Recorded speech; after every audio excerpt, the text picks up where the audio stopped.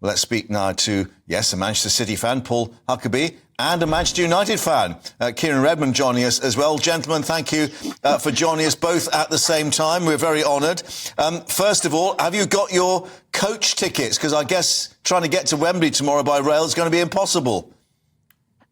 Yeah, it sounds pretty bad, but no, it's a coach and a minibus, and we'll find a way no matter what. This is so important for the city and for the inevitable victory that will be blue. The glove or the gauntlet is down pretty quickly. Ciaran, how about you? I mean, is there any chance of United and City fans travelling together to get down there? I'm sure they will. They'll be on. They'll be together, and we'll have to wait and see how it goes on the train. Okay. I can imagine the buffet car is going to be quite interesting. However, can I put it to you, how does it feel to be the underdog with United having been the glory team for so long? Well, it's theirs to lose, you know. You have to understand that. And Paul was talking.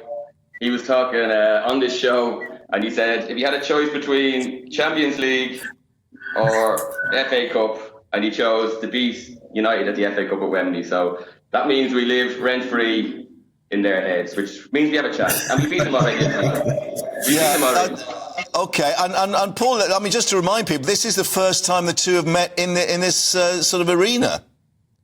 Yeah, in the history of FA Cup, it's quite mad considering how old a tournament it is. Yeah. You'd expect to have crossed path at some time. So, yeah, the feeling in Manchester at the minute is quite a good thing, right? I think both sets of fans are kind of pleased at the fact Manchester becomes the focal point once again of football, and as it should be. Yeah, I was going to ask, what is the atmosphere going to be like? I mean, you know, will people celebrate the football, and will there be an acknowledgement of, you know, if, for instance, United win, dare I suggest to you, the better team will have won? I mean, is it going to be gentlemanly? No, probably not.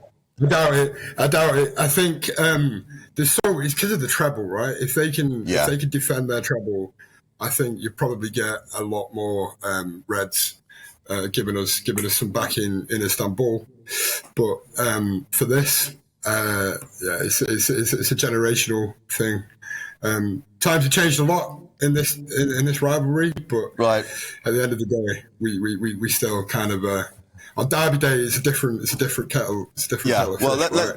Let's just reflect that, of course, City have waited long enough for these sorts of days. But, Ciaran, let's just talk about the game. I mean, sometimes the FA Cups, they don't actually deliver. You know, it's a 1-0 or whatever. I mean, what sort of match are you expecting? Yeah, that's true about the FA Cup.